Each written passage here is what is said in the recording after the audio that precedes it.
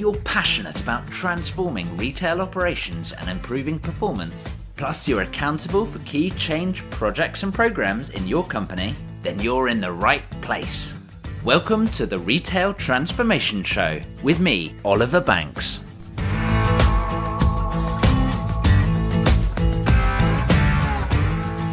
Welcome. Hey, Oliver Banks here, and I'm delighted that you could tune in today for episode 54 of the Retail Transformation Show. This episode marks a really big milestone for the podcast. It's just been the first birthday for the show, so now for one whole year, we have been able to spend more time together each week diving into the interesting, the challenging, but the ever so important world of retail transformation.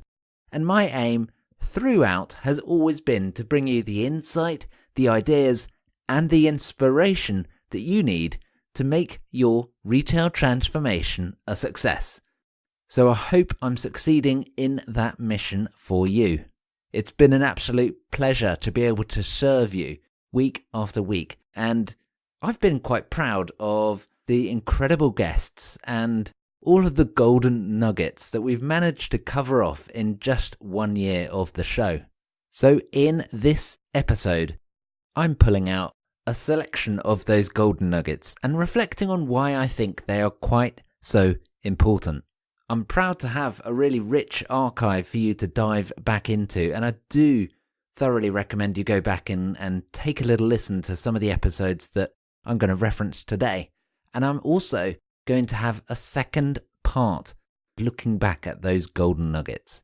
So make sure you subscribe and come back next week for the second part of this little golden nugget whirlwind that we're going to create together. And as always, I would love to hear from you. Whether that's on social media, you can find me on LinkedIn. Just search for Oliver Banks if we're not already connected, and do feel free to reach out and connect. Just let me know that you're a listener. Or if you're on Twitter, then you can find me at Ollie_Banks, OLLIE_Banks. Or hey, you can even drop me an email, oliver.banks@ob&co.uk. It would be great to hear from you around which of these golden nuggets really resonates for you. And I look forward very much to hearing from you. Show notes from today you can find over at ob&co.uk/54. Right, let's get straight on into this one.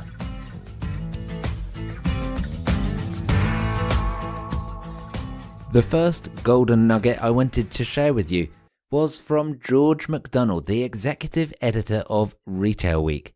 And this is coming at you from episode 23 and 24 about what's in store for the future of retail. Take a little listen. What do you think, George, are the biggest shifts going on in retail right now? I think there's a couple of really big things that I would flag. The first one isn't particularly new, but it's still causing so much disruption, and that is the impact of new technology and how that's changing consumer behavior and expectations. And I think the other thing is what people are choosing to spend on. You know, there's much more competition now for disposable spend from the leisure sector, you know, whether it's restaurants or long weekends, all these sorts of things. And retailers have to really remind themselves of their purpose, I think, and really approach it almost, in a simple rather than a simplistic way. As Alex Baldock mentioned in the session you just referred to, you need a really good answer to the question, what are you for? And I think everything these days starts from that. You know, when times were good, you didn't really have to think too hard about that question. There was plenty of cake for everybody. Sure. Whereas now there's much greater competition for that cake, not just from retailers, but from other types of business. And, you know, really powerful new competitors, things like Spotify, the amount of time that people spend on their smartphones. You know, time is a competitor these days, I think. That was from a fantastic interview with George there. And even in that short little snippet, there was so much to take away. I loved the concept of time being a competitor. Have you ever considered time being a competitor for your business? And of course, it raised the massive, massive point about purpose, about relevance, around reason for being. And that actually has come up in episode after episode after episode. It's been such a common theme, the whole point about having a purpose. And that brings me on to the next of the golden nuggets. And really to drive that point of purpose home, here is Steve Leach, Sales Director over at Nicer Retail.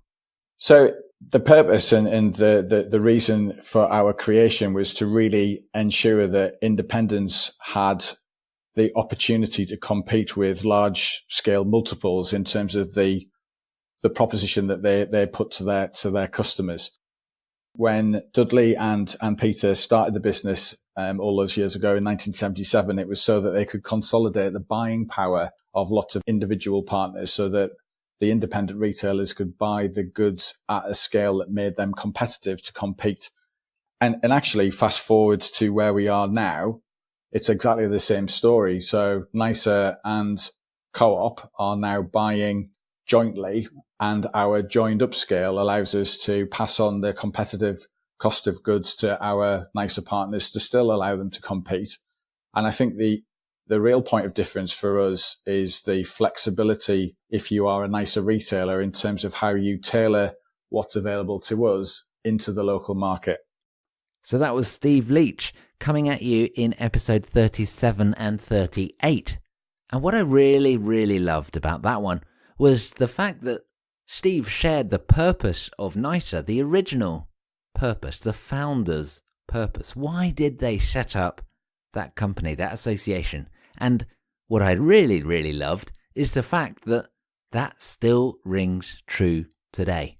So if you're not sure on your purpose, then you could really find some massive value by going back to why the founders set up the company in the very first place. Maybe that is your entire reason for being, and hopefully it still rings true today.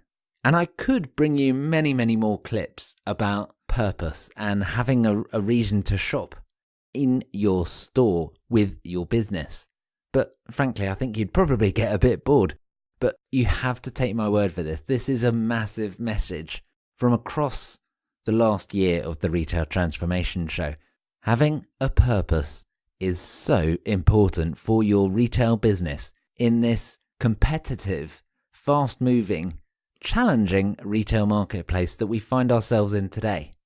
It gives consumers a real reason to shop with you. So do please make sure you have that purpose and you make it happen. Next up, I'm taking a little look back at episode 16 and 17, where we welcomed the authors of the fantastic book Amazon, Natalie Berg and Maya Knights. Here's the golden nugget from them. In selling everything and focusing so much on how they sell it, I think there's a twofold opportunity. The one I've already talked about is focusing on the fun aspect of how you sell what you sell, making that experience pleasurable and one you want to share and talk about to your friends and recommend. And then also focusing on a really well curated range of products that doesn't give you everything, but takes you more easily, more quickly to the products that you're looking for, and giving you more information, more curated content about those products so that you can find out more about their provenance. I think there is definitely room in those two areas that Amazon has left for other retailers to explore. And actually, it goes back to the core of what retailing is. It's to be a merchant, it's to know who your customers are, it's to give them their best experience, and it's to curate the best range for the customers that you know. So I think there's a lot that retailers can exploit from what Amazon can't do. Just to add to what Maya's already said, I think that we say this in the book that Amazon is great for buying, it's great for purchasing, but pretty awful when it comes to shopping. You make this the reference of Amazon very functional, but not very fun. Exactly. And I think in the future, we will see a divergence between functional and fun shopping. And the functional side is going to become even more functional as Amazon looks to things like auto replenishment and this idea that in the future, we'll spend less time buying the essentials, the boring but essential stuff. And that will free up time. Now, what I really liked there was that whole relationship when it comes to Amazon about fun and functional. And one of the big concepts in Natalie and Maya's book was all about what Amazon can't do. And if you are not Amazon, then you must consider how you can compete with Amazon, the e-commerce juggernaut. Well, they're not even just e-commerce anymore, right? They're moving more into physical stores and more into different types of commerce as well. So they're just a general retail juggernaut, and it's not even just retail anymore, right? So you must look at what Amazon can't do. And that could provide that point of differentiation that allows a bit more fun in the shopping trip. Next up, I'm staying with some of those earlier episodes. And this is from episode 14, where we had a selection of guests sharing what was exciting about retail here in 2019. This is Richard Hammond, founder of Uncrowd. Take a listen. What really excites me about this year is seeing retailers wake up to seeing us as an industry wake up to the fact that customers are now in charge, that a retailer can no longer say, what are our customers doing? What do our customers want? Because you don't have customers. You have people who sometimes use you as the solution to their shopper mission. That changes everything. Because if we start to think like that, then we start to think what we need to create is an engagement, is an environment that's incredibly easy to shop, that's fantastically attractive when you do so. We need to align our friction and rewards so that we understand how to make our customers that we already have want to stay with us and how we create stores that people want to come to.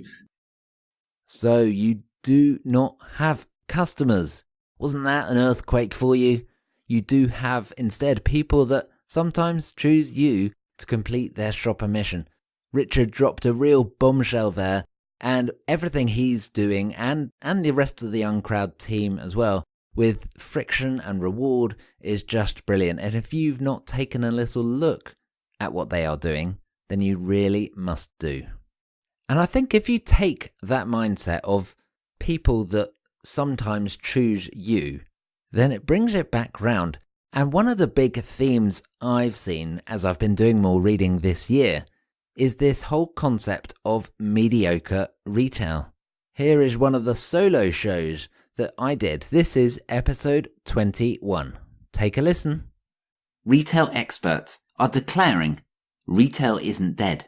Mediocre retail is. Or boring retail is.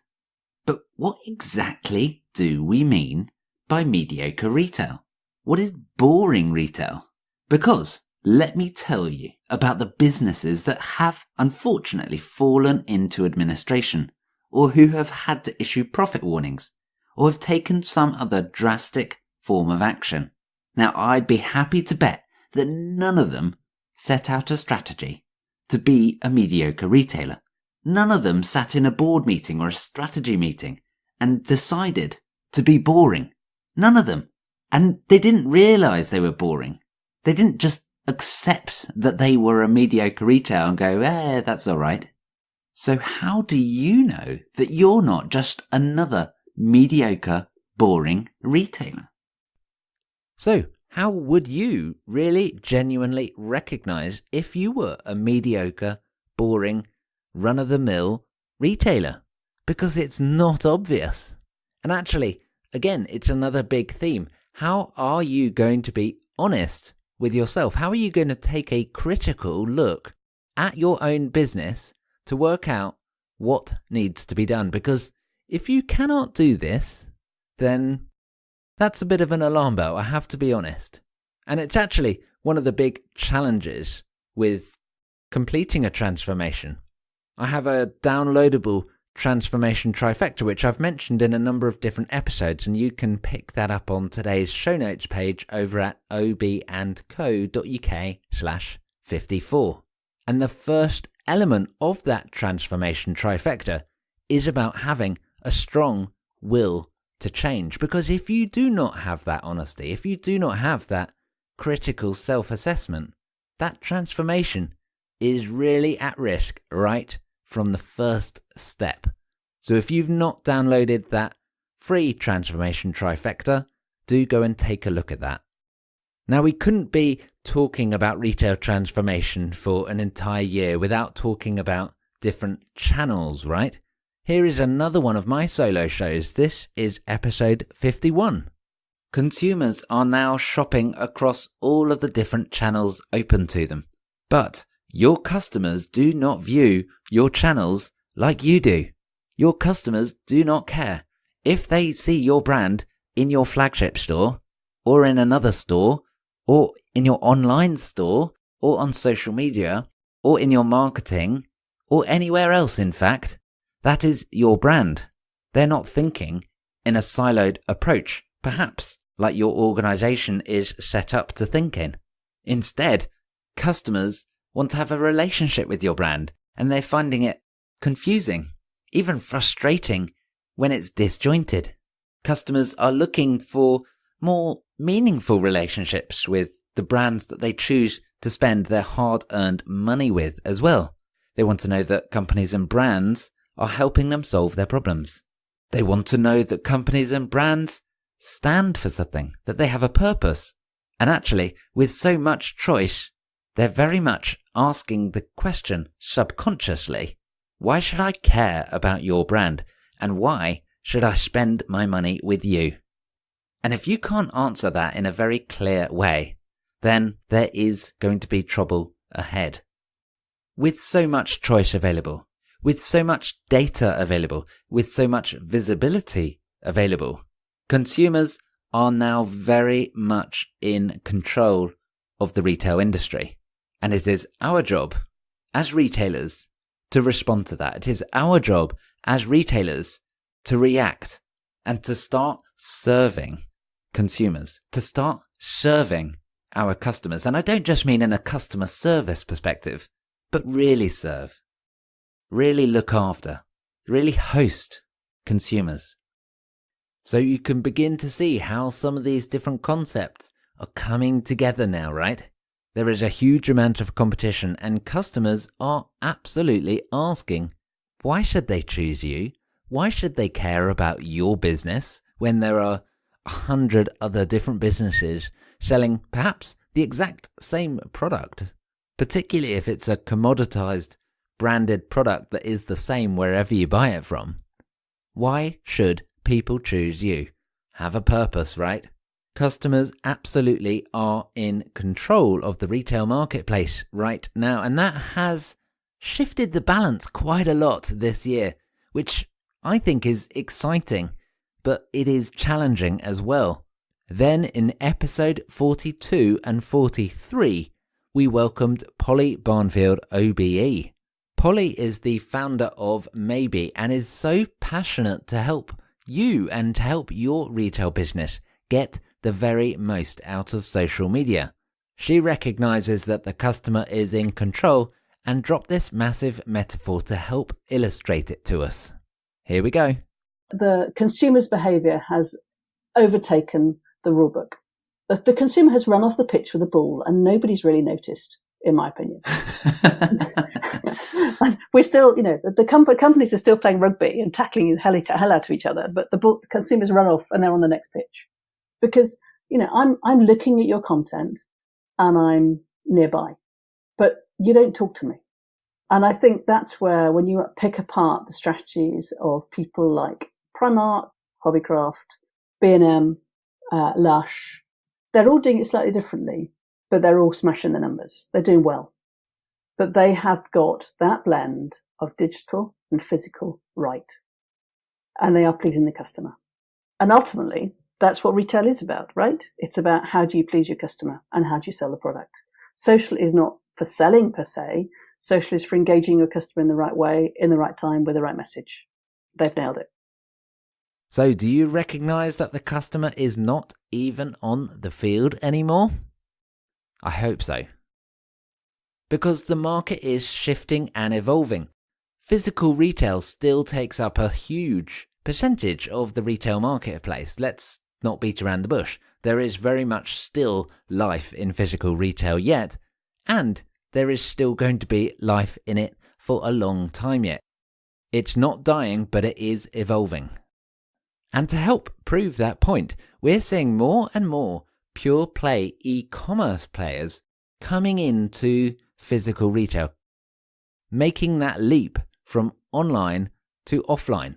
Now, way back in episode 19 and 20, I welcomed Jennifer Fruhoff to the show, and Jennifer was talking to us about how these pure play e-commerce players are moving into physical retail and some of the challenges that they are experiencing along the way.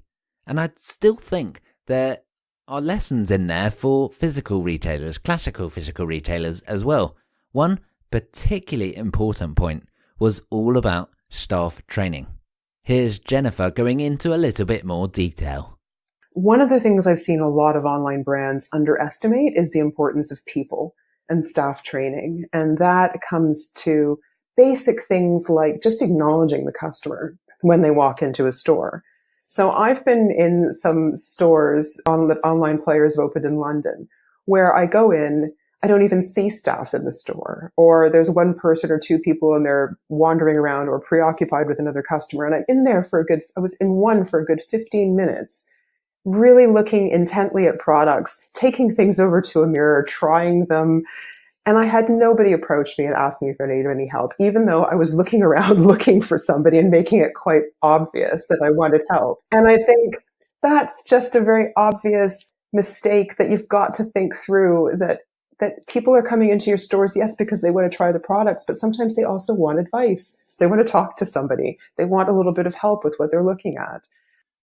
Yes, that's right. People are so important to really delivering on your shopping trip, but I'm sure you already knew that. But staff training absolutely is still critical to be able to serve customers in the way that they wanted to be served. However, staff training can sometimes be seen as a bit of a compliance activity, right? Have you done the training? Yes or no? Tick. So when I invited Paul Jocelyn on in episode 32 and 33, we explored about how do you create a really positive learning culture that will help to transform your workforce and thus help transform your retail operation. Here is Paul Jocelyn. Back to the original premise, if we think about training for compliance and scaling efficiency, optimization, the idea that through some sort of magical knowledge transfer mechanism, often in a training room, to your point, followed up with a sort of checking the box on a record card, we seem to derive confidence that people understand what's expected. They are more confident to go and execute that in their particular part of the store or of the operation. And therefore, we've got a higher proportion of our people delivering what we need them to do in the way we define they should do it at the point when we need it to be done. So do you have the keys to perform that magical knowledge transfer? If not, then do go and take a listen to those episodes with Paul Jocelyn there, 32 and 33. And that wraps up this first part, looking at the golden nuggets that came out from episodes over the last year. As I mentioned earlier, I'd love to know which ones of these really resonated with you, or if you have other golden nuggets. And remember, there are going to be a lot more coming at you in part 2, which you can find next week. So if you've not already done so, please hit subscribe to make sure that you keep up to date with new episodes that are coming out every single Monday. So drop me a note on LinkedIn or Twitter or email and let me know what you thought. I'll put all of the links for those episodes and for my contact details over on the show notes page today, which you can find at obandco.uk/54. I look forward to hearing from you and have a fantastic week. Cheerio.